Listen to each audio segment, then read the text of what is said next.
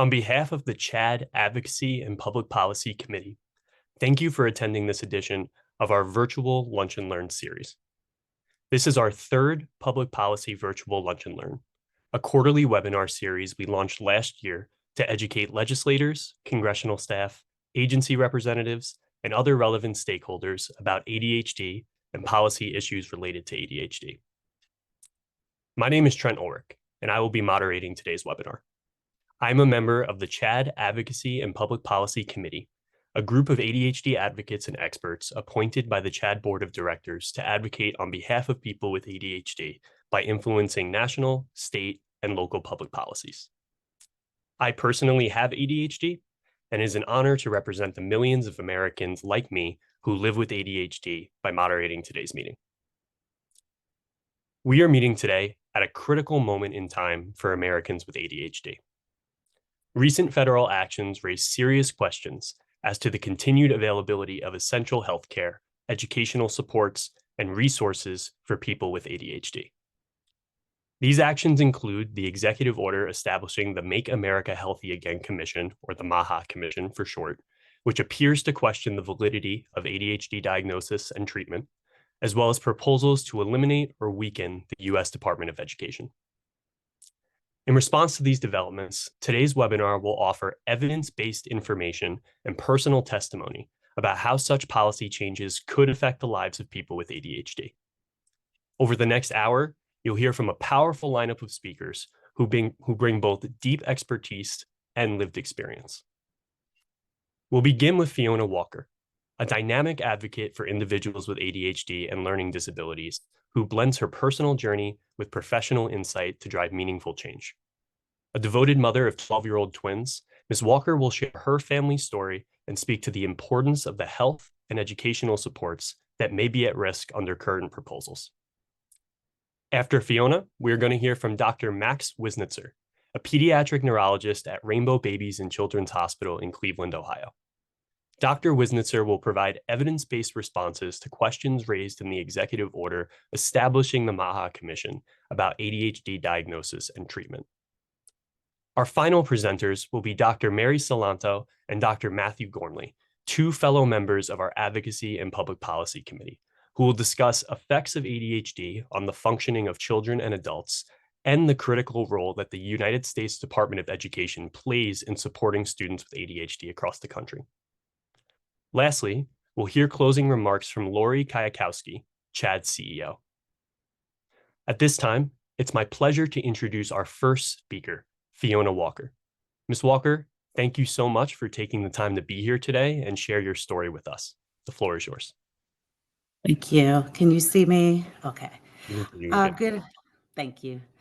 Good afternoon. My name is Fiona Walker, and I'm a mother of 12-year-old twins who have ADHD. I'm also someone who received her own ADHD diagnosis in her late 30s. That diagnosis transformed my life, helping me to understand my children in a way I never thought possible. Today, I sit before you as a parent, an advocate, and someone very familiar with the challenges associated with ADHD. Living with ADHD is like navigating a stormy sea. It's challenging, unpredictable, but it's also filled with moments of beauty and growth. For years, I blamed myself for my struggles, thinking I was unintelligent or careless. My diagnosis was a revelation. It allowed me to forgive myself for my past mistakes and better support my children. That's why in my family, we celebrate small victories like completing a school project or filing your federal taxes before midnight on April 15th. Structured routines, CBT therapy, meditation, deep breathing, and physical exercise are just some of the great tools we use, but they're also life-changing strategies. None of this works in isolation.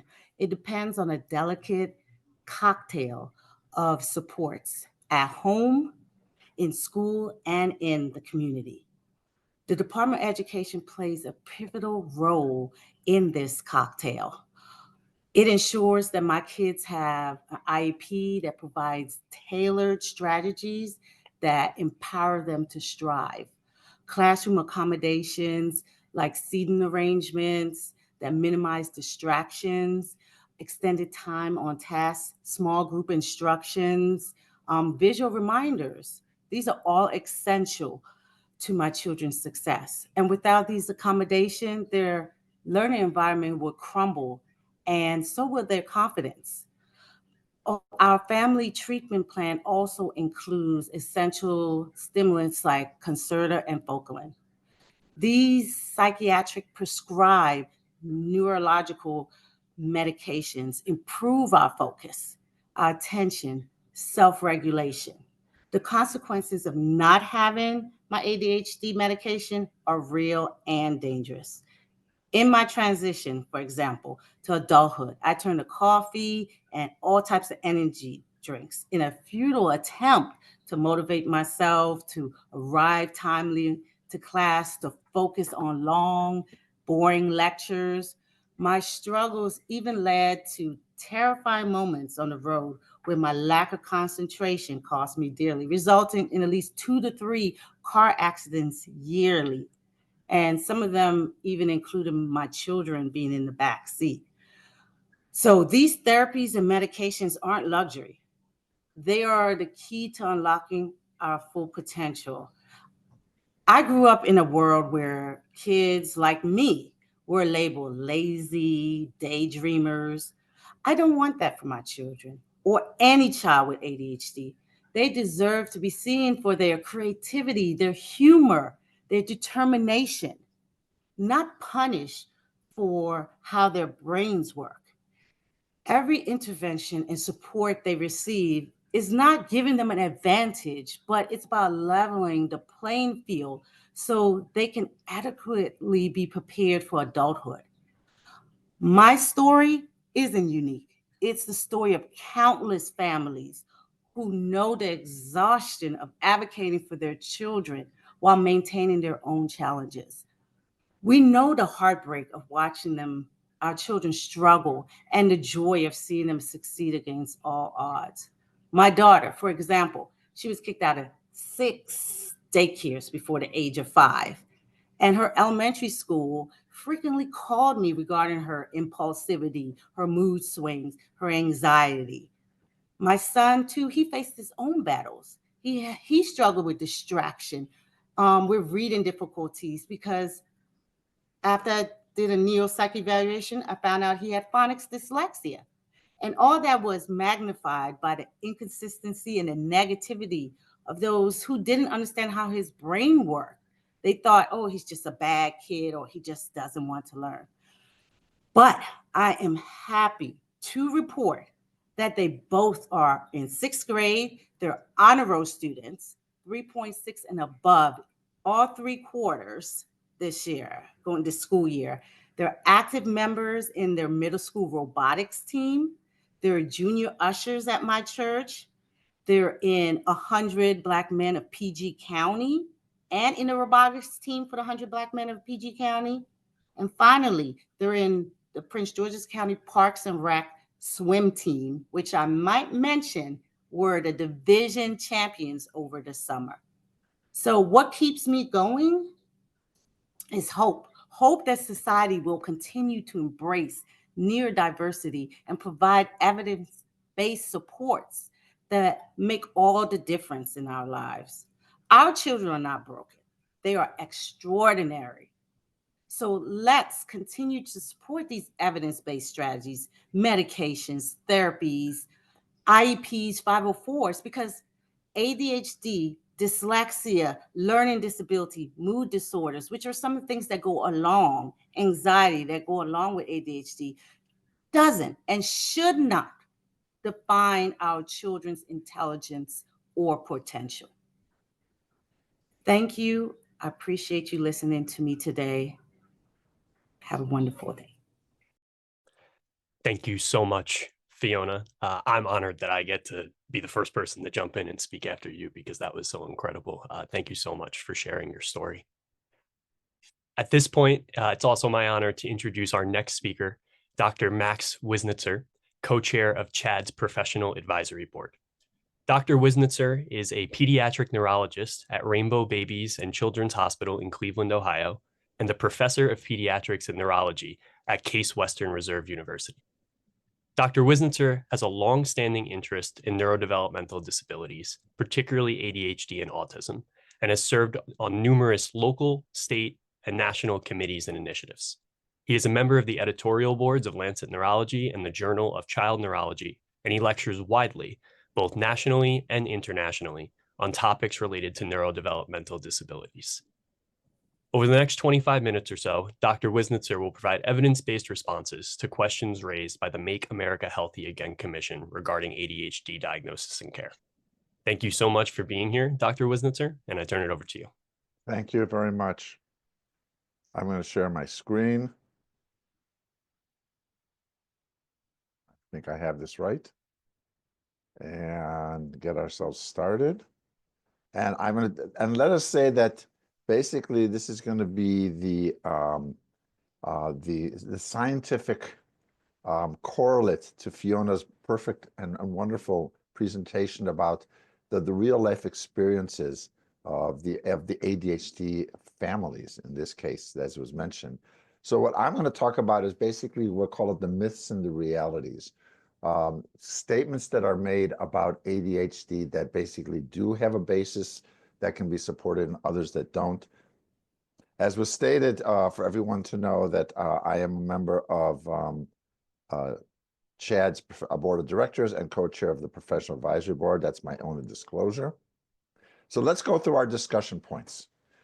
Today's talk is going to cover the following. First of all, let's define what ADHD is, and then address the issue, is it a real disorder, or is it something that someone just made up and was thinking about it? Does it have a biologic basis?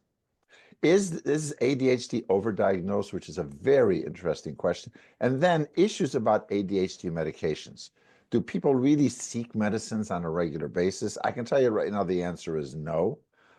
There's a great level of hesitancy about starting medication for the children. We see that as clinicians on a regular basis in our practices.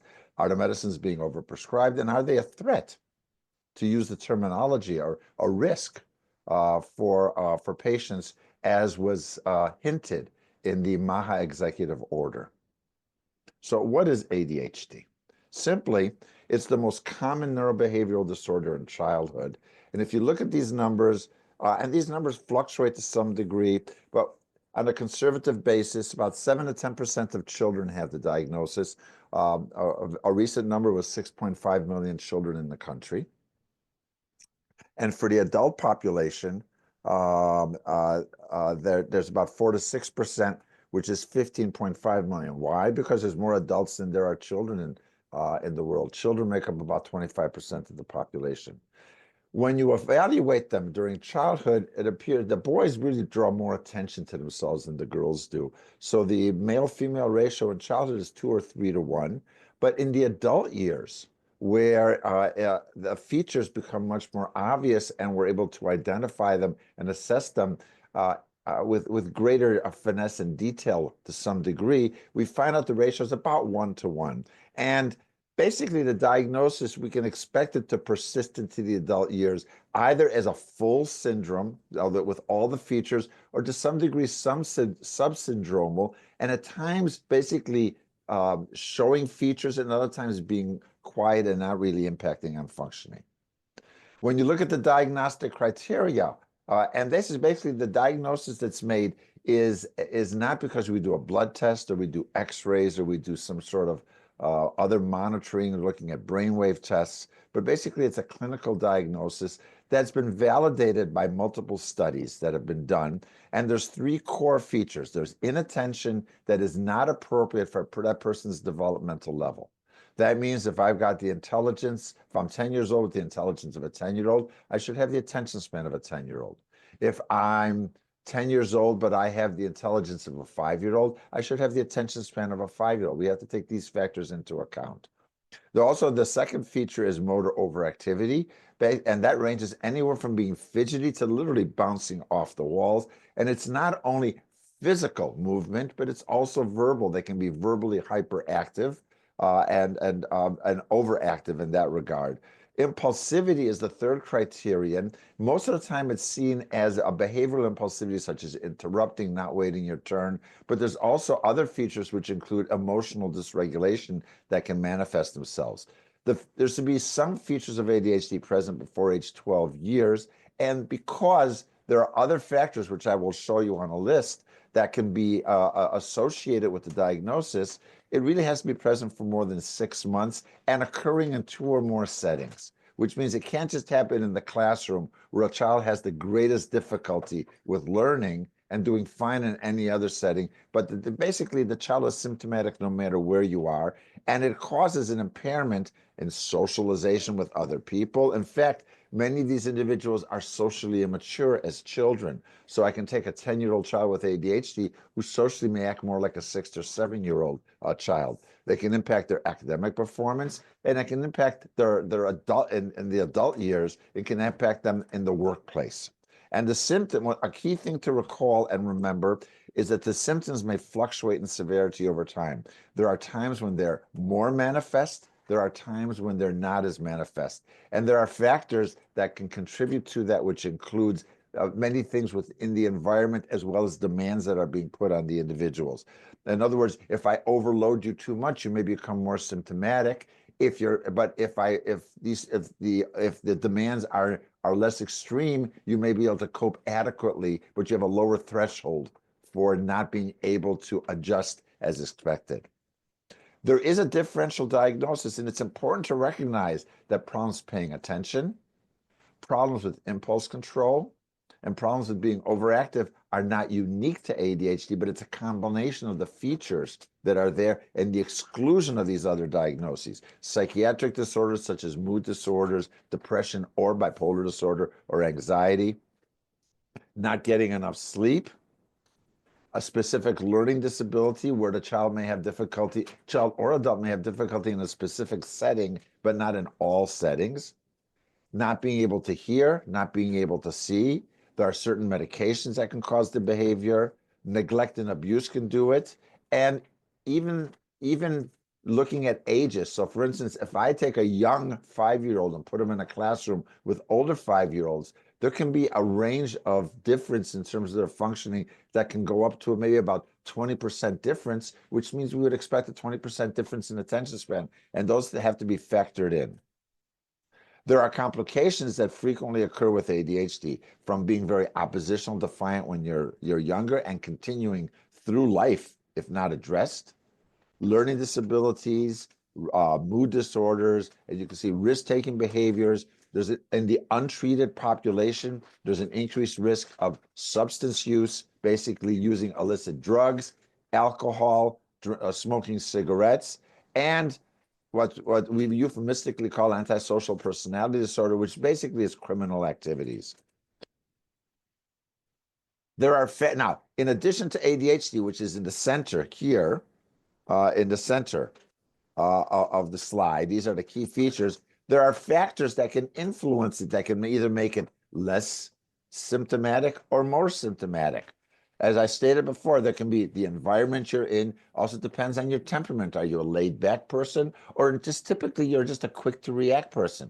Also, as your age, younger children who are working on self-control and self-regulation may be more symptomatic compared to an adult who should have better control of some of these skills. And in the environment in which you live, whether it's the home and how you're disciplined and how you're raised and what the expectations are, or your neighborhood and access to care can also influence the severity or the lack of severity of the ADHD features. But no matter what, ADHD is still there.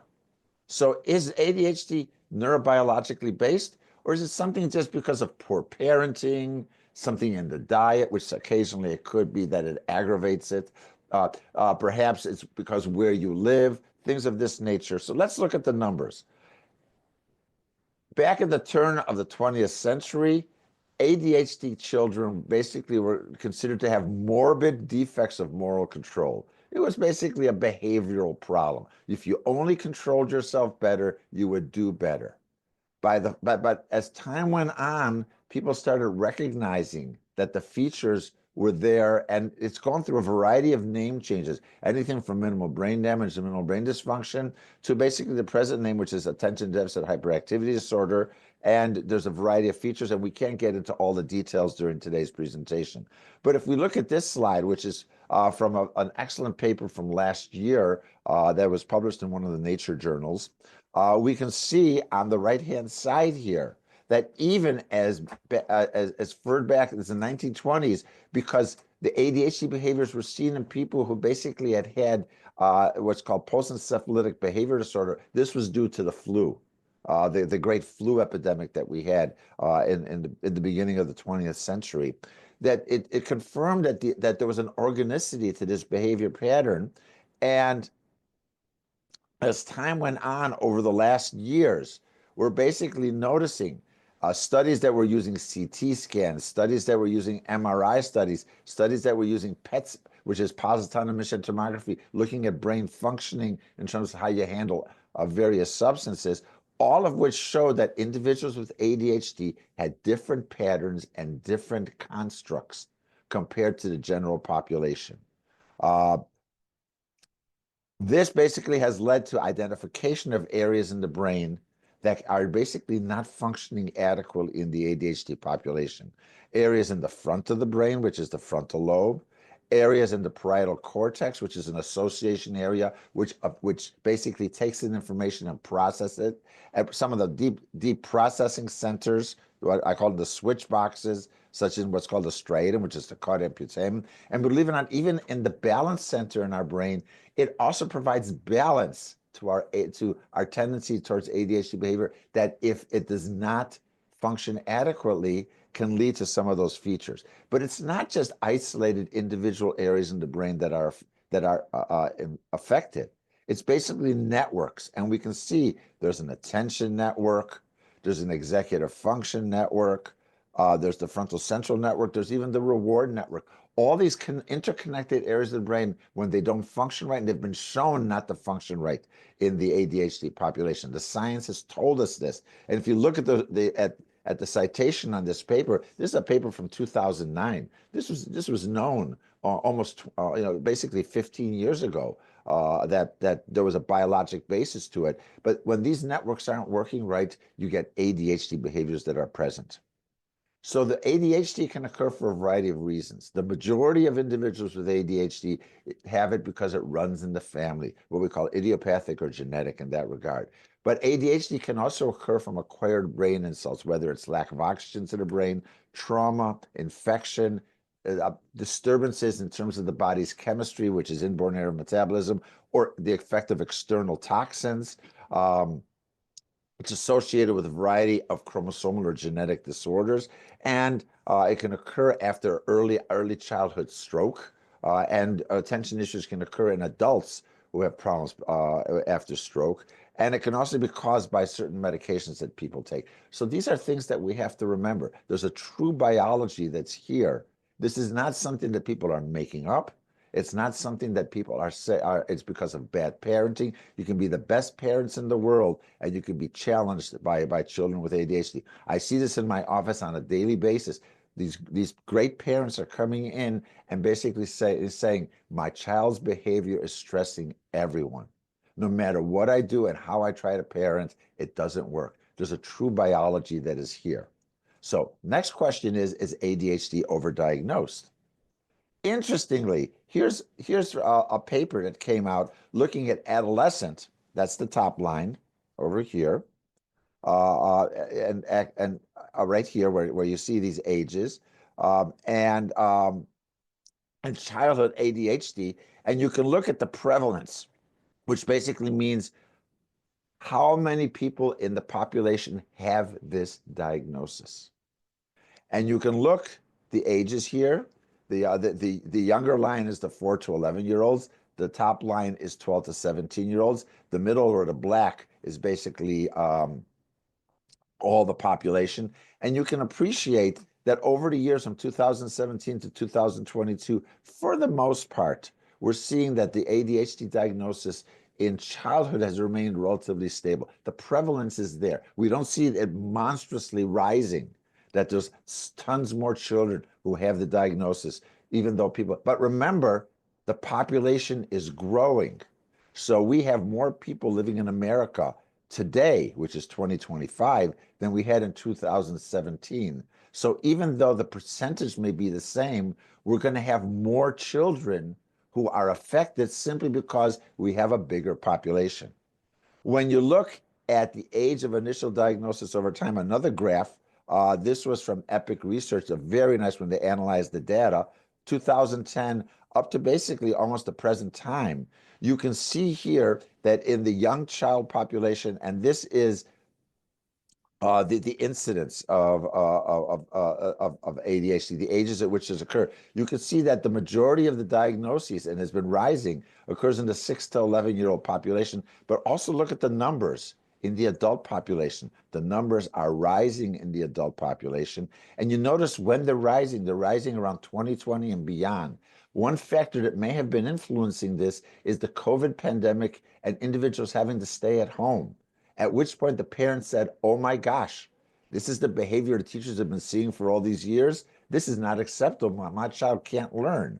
And also, if you take an ADHD child, put them in front of a computer without the structure, routine, and consistency of the classroom, that basically their performance may deteriorate.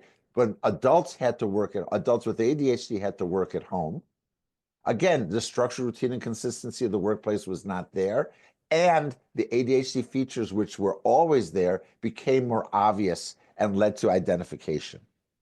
Now, in this slide, when we look at adolescents, which is this population of the brown, and adults, which is this one, you can see the same thing. The adult population numbers are rising between 2020 and 2023, while the adolescent numbers are about the same. And this is the incidence, which is the number of new diagnoses that are made per year. You can see from 2020 in adults, it was 0.5% of the adult population and here we got almost basically 1%. It was basically double by the time it got here. So yes, the numbers are rising because our recognition is getting better. And what are the reasons why it may happen? One is maybe the diagnosis isn't correct. As I stated, there are other disorders that can mimic the ADHD, and you have to be very careful when you do it. There are other people who basically are looking for an edge and trying to use medication to get their edge, a small number, which is what we call the cognitive enhancement expectation. And that might be there. But though this is not the major group, there's been an increased public awareness about ADHD. There's an increased physician awareness about ADHD. In part, the physician awareness was because of marketing by the pharmaceutical industry because of their products. But even then, it raised the awareness when it wasn't there before. We also, ADHD became a special education category in a way that they were able to get services where they may not have been offered beforehand. And as a consequence, it was more in the child's interest to be identified and given the diagnosis.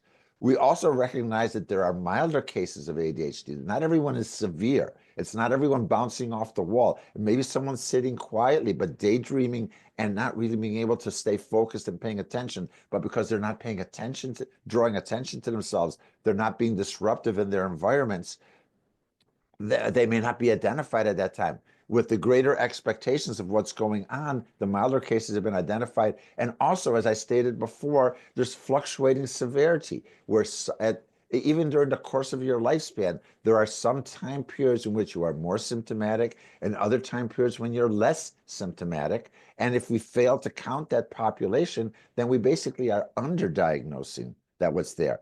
There's been a discussion in the medical community about yes, overdiagnosis, no overdiagnosis. But for the most part, those people who truly work in ADHD circles on a day-to-day basis do not feel that it's been truly overdiagnosed. If anything, we still need more time for identifying who the individuals are. Now, when it comes to the use of medication, this graph basically is very telling. This is a graph from 2010 to 2022, which looks at the percentage of individuals with ADHD who were on medication. Basically the white or the blank areas are those who are not on medication of any kind. And I think we can appreciate that there's at least 30 to 35% of individuals during any of these epochs who are not being treated. Some may not be treated, but we also know the research has told us that for the most part we are undertreating, especially in populations that have difficulty accessing medical care, in populations where feedback can't be obtained regarding their levels of functioning, and in populations that to some degree are resistant because they've heard the myths about what medication can do and need to be educated about what the science tells them it really does. But an important point in this is if you look at the blue lines, which is the individuals who are on stimulant medications, you notice the percentage on stimulants in 2010, 2011 is actually lower than the percentage that were in 2022. We are not having a stimulant crisis in that regard. However, even if we take this percentage that's here, let's say it's 60% of the ADHD population gets treated, because there's a greater recognition of ADHD, because the population has been growing, there's an absolute number of there's a greater absolute number of individuals who require medication. So we see this. So when someone says we're treating more people with ADHD, it's not enough just to hear that number. We have to ask the question, why? Greater recognition, larger population base, and understanding that ADHD does not stop when you turn 18 years old. It continues into the adult years and can negatively affect your functioning, as Phoebe so eloquently told us. So I mentioned before there was a rise in prescriptions linked to the rise in incidence and increased numbers. That one of the other factors that's there is that was an increased recognition in women. In the school setting, the boys are recognized more because they were usually more active and bouncy. If the girls were just sitting there quietly, they were not necessarily identified. But they are just as symptomatic. The ADHD can have just as great a negative effect on what's going on. But as I stated, the treatment rates were affected by the location and by the population. When we look at the so-called risks, what I will call treatment concerns that people raise about ADHD, we have to look at what people claim, and we have to look at what the science tells us. Claim number one, the tick medication, I said the medications, the stimulant medications used for ADHD cause or exacerbate underlying tic disorders. In fact, if you look at the package inserts for these medications, they basically give you that kind of warning. But what does the science tell us? The science tells us, no, that's not true. Unless the stimulant medicine aggravates your underlying anxiety disorder, it is not going to cause you to have tics. Multiple studies that have been done have shown this point over and over again. What about the impact on growth? It's going to stunt your growth. Depends on the studies that you look at. There may or may not be a small amount of growth loss. Probably, if the numbers that are probably most valid is perhaps half an inch, if it's going to occur. Other studies do not suggest that it's there, but it's something that needs to be monitored and discussed. And interestingly, it's not present in all the studies that are used. A big factor that people claim is that I prescribe a medication such as Ritalin or Adderall or any other stimulant medication, and I'm going to make someone a drug addict. Basically, true or false? The answer is it's false. Substance use is not increased in those individuals who are getting prescriptions for ADHD, especially in the pediatric population. And those who've been on medication since the pediatric years and are now going into the adult years. There's not going to be abuse of anything. The risk of abuse drops because they're less impulsive, they're paying better attention to what they do, and there's a greater chance they will learn good habits. There are some risks of individuals developing abusive behaviors if you catch them late in the course of their ADHD, which means in the adolescent or the adult years, which is why it's important to identify these individuals early on. But are children going to get addicted to the stimulant medications when they're prescribed by a physician or a medical provider? The answer is definitely 100% no. There's a concern that the medication can cause psychosis or a mood disturbance. Yes, that can happen when the medication is given to individuals who have some underlying predisposition towards those conditions. Perhaps they have an underlying predisposition towards a psychotic disorder. They may have an underlying predisposition to a mood disorder, such as bipolar disorder. Those are the individuals that you may see this kind of behavior that occurs. Also, at higher doses of medication, especially with the methylphenidate or Ritalin products, you can see a blunting of affect. They make them quiet, but the parents say to me, they look like zombies. That's something to consider and recognize, because you stop the medicine, it goes away. Lastly, is there really an increased risk of sudden death or heart attacks or strokes in this population? The research studies, the vast majority of research studies, have told us over and over and over again, the answer is no, it's not. There is no increased risk. There is a chance that stimulant medications can cause a mild increase in blood pressure, a mild increase in heart rate. That's something that needs to be monitored and followed over time to see if it means anything. In my clinical experience with children and adolescents, for the most part, the only ones who've actually developed hypertension were ones who already had hypertension, and it was not caused by the medication itself. So this list of concerns here, for the most part, are not real risks. They are manageable when the ones that are accurate, which is an adverse reaction to the medication affecting mood or behavior or aggravation of tics. We understand the reason why you withdraw the medication and the individuals get better. Now, one of the things we have to remember is, what do we do about ADHD? What happens with ADHD if you don't do anything about it? And I hear this story all the time in the parents of my patients. When I see a child, I ask who in the family may have it. And many times one of the parents say, I had it as a kid, or I have it now. And they tell me about the limitations that their symptoms are impacting on their day-to-day existence as adults. As adult outcomes, there's greater difficulty with reading, there's learning issues. There are less years of schooling, and graduation is not as expected. They can get a job, but they may not keep the job, or they may not get promoted to the level they should be at. It interferes with how they interact with other people, because you may have bad tempers. You may not read social cues well because you're not paying attention. And look at the economic impact. Anywhere between 143 and $266 billion a year is the economic impact of ADHD. That's a negative impact. That means an improvement that can occur. When it comes to health, accidental injury, violence, unplanned pregnancies, interestingly, there's a signal that perhaps there's increased dementia or disorders such as Parkinson's syndrome. But also, and the big one that we worry about, is that individuals with ADHD, especially untreated ADHD, have poor management of chronic disorders. They don't remember to take their medicine. They don't remember to go see their doctors. And as a consequence, there's an increased risk of obesity, diabetes, cardiovascular disease. So the cardiovascular disease that occurs is not because of the medication, it's because of the lack of medication. Increased suicide risk, increased mortality risk, effects on employment. And when you're on medication, there's a decrease in suicide risk attempts. There's better educational outcomes.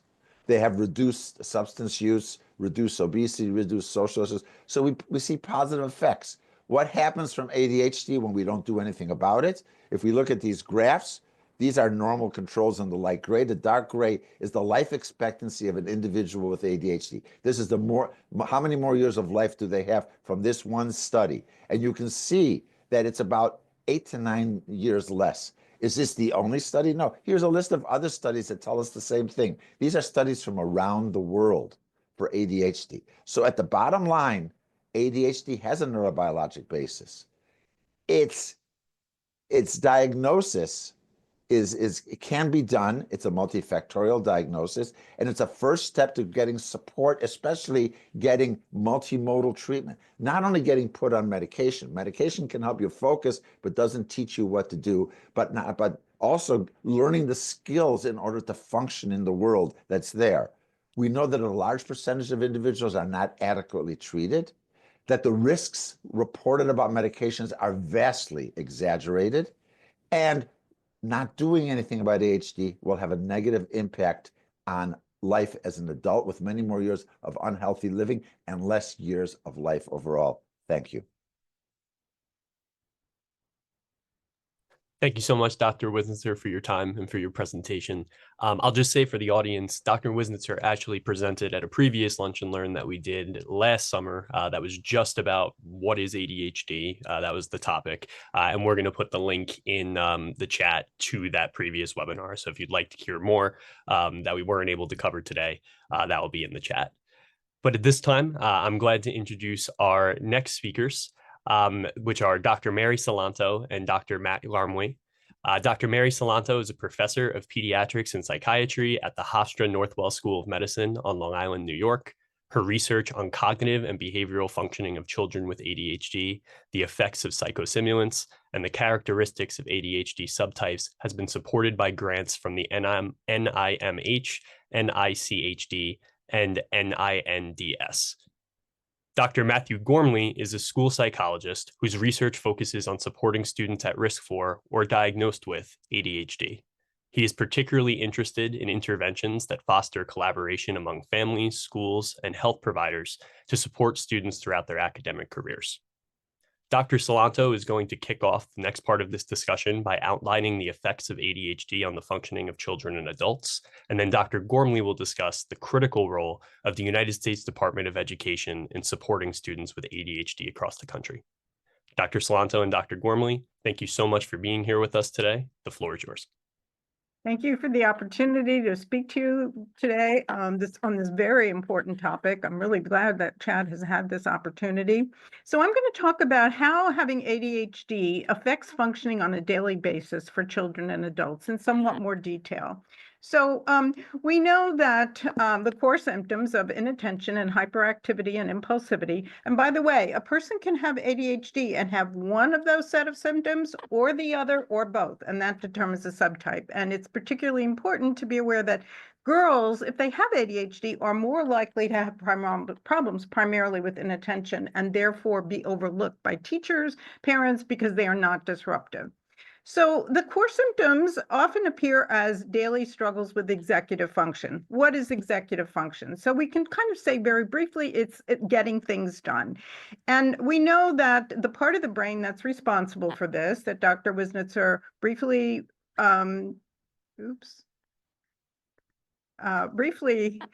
described, is the prefrontal cortex. This is the part of the brain that's just behind the forehead, and that is the region that mediates or manages things like attention, impulse control, and the functions that I'm going to describe that we call together executive functions, and that's why it's actually called the executive center of the brain.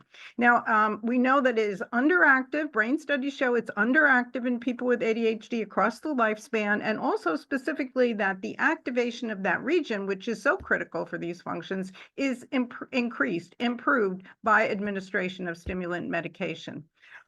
Excuse me. So executive functions include overcoming procrastination and activating, getting started on tasks that require effort, concentration, that are probably more likely to be things that the person would find aversive, boring, repetitive, lacking in intrinsic stimulation and enjoyment. Parents often ask me, now, how come, Johnny can pay attention to video games? He has no trouble with that, but he can't pay attention to homework. And that's because I tell them the problem is not a deficit in attention at all, but it's a deficit in the control of attention to do things that aren't so intrinsically fun to do. And a lot of schoolwork falls into that category. Another executive function that is decreased in people with ADHD is working memory. And that is the ability to keep different facts online in your brain and work with them mentally. An example, a simple one would be mental arithmetic. So let's say the child has to add 3 numbers, 5 plus 3 plus 6. So they have to keep in their head 5 plus 3, that number, which is 8. And then what was that third number? 6. Okay, remember that you're carrying over the 6 and you get 14. Now, if you can't keep information like this online, it's going to negatively affect your ability to learn. And this is, again, something that persists into adulthood. People with ADHD across the lifespan have trouble with time management, beginning with time awareness. How long do things take? How long have I already spent on this? How much more time is available? And obviously, when you have trouble doing that, you're going to have trouble with organization and planning. And for a child, this might be kind of knowing and following through on the morning routine and without a lot of reminders by the parent in order to be ready to leave the house when it's time. It can also affect whether or not they're aware that they have a test coming up in 2 days that they need to study for, or a book report that's going to be due at the end of the week. And this often requires constant reminders by parents, which gets to be kind of annoying at times, both for the parent and for the child. We also know that the prefrontal cortex manages control of emotions and impulses. So this is what enables tolerating frustration, keeping on when the task is difficult or not enjoyable, managing anger, and particularly important, being able to put the brakes on an impulse to do or say something inappropriate, to take a risk before you enact them. That's where the impulse control comes in. Now,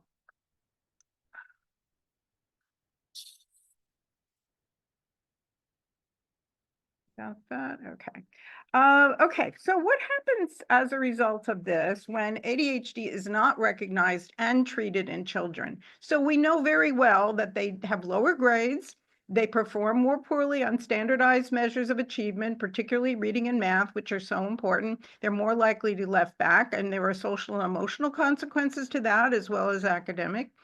It's important to stress that ADHD does not affect intelligence or IQ per se.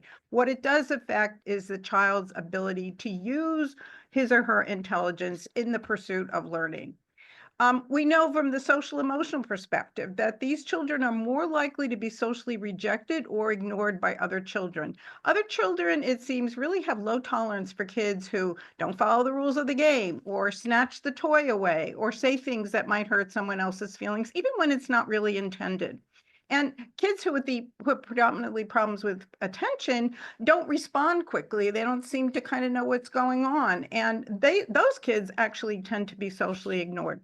Result of this is, as you can imagine, a loss of self-esteem, a feeling of being rejected, a feeling of not being smart, not being capable, not being popular, and anxiety generally about school performance and their ability, so much so the kids may become really averse to going to school, which is truly a shame.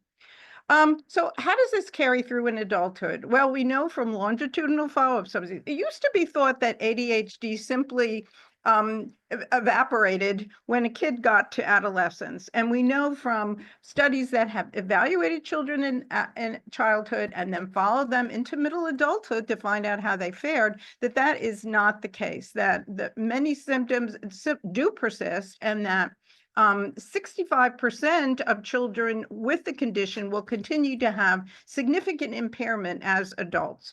And we find that academically, they're less likely to go on to college. And if they get into college, they do more poorly there. In college, they have lower GPAs, they achieve fewer course credits, they're more likely to drop out or fail out. The difficulties proceed into the workplace. So they're more likely to be or underemployed, more likely to lose or switch jobs. And on average, this figure is incorrect. It actually is between $8,000 and $15,000 less than people without ADHD who were matched for educational level. And if we also take into account that they're less well educated, we can see that the disparity is even greater. And it's been shown that difficulties with executive function, time management, organization, and impairment and planning really are the primary causes that undermine performance academically and in the workplace. So what else happens in adulthood as a result of this childhood experience and ongoing difficulties? Well, there has been a national study, the National Comorbidity Survey Replication Study, that showed that adults with ADHD, half of them, fully half, have a coexisting comorbid condition of anxiety. Could be generalized anxiety, social anxiety. 1/3 have a coexisting depressive disorder. And there's a 15% likelihood that these individuals will have substance or alcohol abuse, not from the experience of having medication, but because of the failure experiences, the toll that has taken on their functioning in life and socially. And there may be a biological predisposition as well that occurs in conjunction with ADHD that may result to that vulnerability. But people without ADHD are more likely to, people with ADHD rather, are more likely to develop a substance or alcohol use in adulthood if they have not been treated in childhood. We know that in terms of these longitudinal follow-up studies.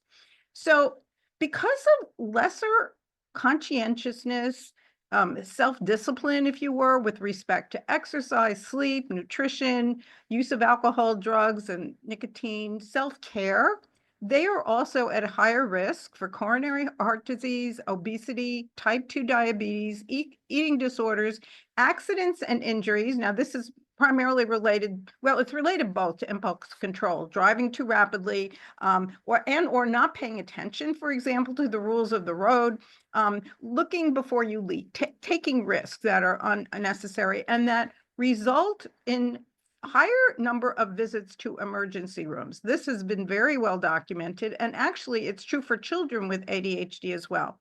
And there is also a small but statistically significant increase in suicidal attempts and completions. And as Dr. Wisnitzer referred to, these physical illnesses result in a life expectancy that is shortened by 8 years compared to those without ADHD. Now, that's really astounding. And it shows that ADHD is a public health problem that needs to be recognized by physicians in all subspecialties, as well as a mental health disorder. So your internist needs to be aware of this. The family practitioner needs to be aware of this. The neurologist needs to be aware of this so they can screen for this before the symptoms reach the point of having these very negative consequences.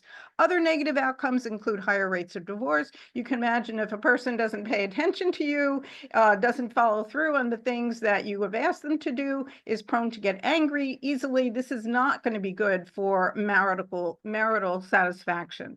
Because of the difficulty in impulse control, we see that they may be more likely to violate the law and even to get arrested.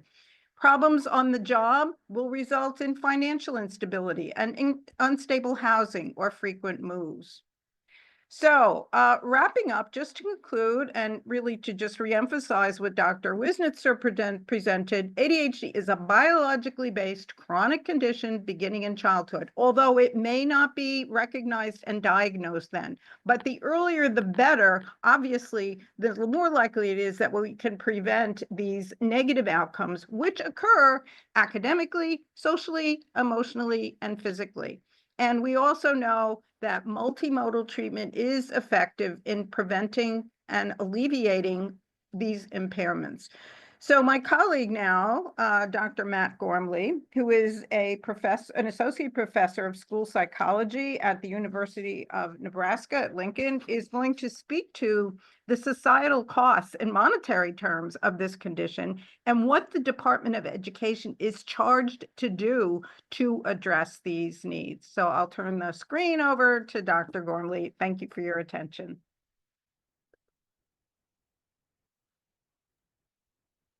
Thank you, Mary. I appreciate that. I'm going to get this screen shared. All right. Thank you all for attending. I think there's been some fantastic coverage. And I just want to pick up where my colleagues have kind of left off and reassert ADHD as a chronic condition that for most individuals does not disappear with age. I think this has been well covered. These impairments persist. And what we do know is that without intervention, the impairments and the associated costs appear to increase over time. So this study was referenced in terms of the total significant societal cost associated with ADHD, that $143 to $266 billion annually. If we adjust that for 2025 dollars, is closer to $208 to $387.5 billion. This comes in 4 broad areas in terms of where these costs come from. So productivity and lost income makes up 88 to 141%. Things like unemployment, lost productivity, absenteeism at work, healthcare costs. I think that's been really well covered, $37 to $94 billion. large amounts of investment in education, so $15 to $25 billion spent educating individuals with ADHD, as well as $3 to $6 billion each year spent on criminal justice interactions, so police contacts, trials, incarcerations. I think this has been covered well. What I'd like to point out is that the differences here by age group within this study shows that, and I will say there's no small numbers on this slide. 37.5 to $71.5 billion is a lot of money, but is significantly less than the $106 to $194 that we spend annually for adults with ADHD. And what's important here is that investments in effective interventions and supports can curtail those costs associated with ADHD. I believe this has been covered already, but just in brief review, providing treatment to children with ADHD can reduce involvement with criminal justice systems, so fewer contacts with police. We also know that providing treatment to adults incarcerated, so if they have ADHD, we provide treatment during and post incarceration, the recidivism rates are lower. Reduced healthcare costs have already been covered in terms of reduced ER visits and associated health conditions. But also we know that providing treatment and appropriate supports can increase vocational productivity and income, largely through providing higher levels of education to ensure our individuals with ADHD can have higher paying jobs that support themselves and that they have the skills to be productive members of society. Like all chronic conditions, ADHD requires ongoing intervention and supports to provide the developmental appropriate supports that build individual capacity over time. And ultimately, this starts with ensuring students have access to free and appropriate public education and related services. So what does the Department of Education do for students with ADHD? First, it protects our students with ADHD. And there's three main ways. First is the Individuals with Disabilities Act. This ensures that students with ADHD and other disabilities are protected educationally to be in school receiving education just like their typically developing peers. About half of all students with ADHD currently have an IEP, and although ADHD doesn't have its own category under IDEA, our students have represented the majority of those classified as OHI or emotionally disturbed for at least the past 2 decades. The second way that Department of Education provides protections for our students is overseeing the provisions of Section 504 of the Americans with Disabilities Act. This is for students who don't necessarily need individual education programming, but would benefit from modifications, interventions, and supports that allow them to access the general educational curriculum. And 13% of students with ADHD have a Section 504 plan, and certainly don't have time to go into it in depth, but there are recent court cases that are challenging the validity of 504, with one possibility of having that deemed unconstitutional. So something that we should definitely be paying attention to, as that would very much be a negative impact for students with ADHD. And finally, the Department of Education includes the Office of Civil Rights, which enforces the protections for special education in Section 504 that are so critical to the success of students with ADHD. The OCR is vital because we know without enforcement, laws are rarely, if ever, followed. These protections provide the context. These get students in schools where they can receive education and receive interventions to improve outcomes. And thankfully, or another aspect of what ED does is supports rigorous research. There are 2 broad centers that support educational research that address critical educational needs across the educational lifespan for students with and without ADHD. And ultimately, I don't have time to go through all of these different areas. They cover a lot of topics, but the Department of Ed has been very critical in the development and dissemination of interventions that improve outcomes for kids with ADHD. A lot of the evidence base that we have is directly from Department of Ed funding through the Institute for Educational Sciences. And this is beyond medication. What's been really well noted is the effectiveness of medication. However, in schools, we can't control the medication status of students. It's a parental choice, and so we need options for students who are medicated and who are not medicated.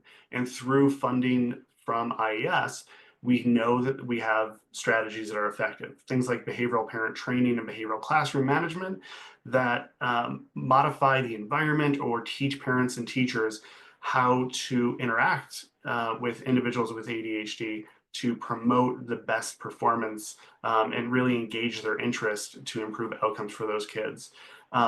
Also, things like organizational skills training that really approach the executive functioning deficits associated with ADHD, things like homework completion, organization, planning, behavioral inhibition. Through funding through IES, interventions have been created that have been successful in improving outcomes in those areas. And then for adults, we know things like cognitive behavioral therapy and individual coaching have been effective for supporting adults through college and going forward. ED also fills gaps in state funding. Through a range of discretionary and formula grants, they provide supports for emergency response following a natural disaster, provide infrastructure grants to ensure students have safe physical school buildings to attend, school improvement grants that provide effective programming and supports and curriculum for students, and teacher preparation grants that ensure that our students are being taught by teachers who know how to best teach individuals with ADHD. This closes the gap in state funding and provides coverage for differences in state fundings across the United States. Kind of creates a more level playing field. ED also collects, analyzes, and reports data on our US education system. The National Center for Educational Statistics provides data from long-term longitudinal data sets that inform research, practice, and policy. These are vital to understanding what works for students with ADHD and how we can be most effective for this. Thankfully, most of these studies do ask whether or not a student has ADHD, so we can provide long-term information about our students and determine how we're doing for them. Finally, ED supports evidence-based policy and practice. Through ERIC, the Educational Resource Information Center, educational research is available to the public to be searched, so practitioners, families, other professionals can find out what research is being conducted and what might work for the students they are interacting with. And kind of going one step beyond that, Department of Education funds the What Works Clearinghouse. And this is exactly what it sounds like. It's a centralized database of educational programs, products, and practices that have been thoroughly reviewed and provides information to policymakers, practitioners of what actually makes a difference so we can determine how to spend our precious educational dollars.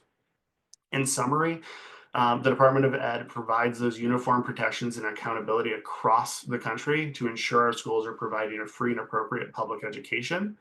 It supports innovative and impactful scientific research to improve outcomes for students with ADHD across their academic careers, and reviews and analyzes the existing data so we can really be informed about how we're spending those precious educational dollars.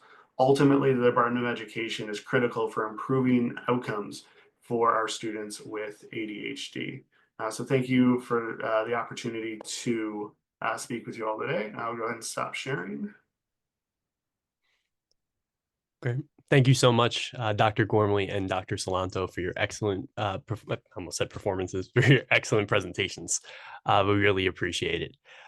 So to move us towards wrapping up, I'm now going to turn it over to CHAD CEO, Lori Kulakaski. And Lori, I'm sorry I butchered the pronunciation of your last name earlier, but I'll turn it over to you for our call to action and closing remarks.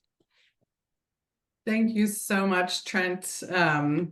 All of our speakers today, as well as the CHAD Advocacy and Public Policy Committee for planning and hosting this important webinar for CHAD today.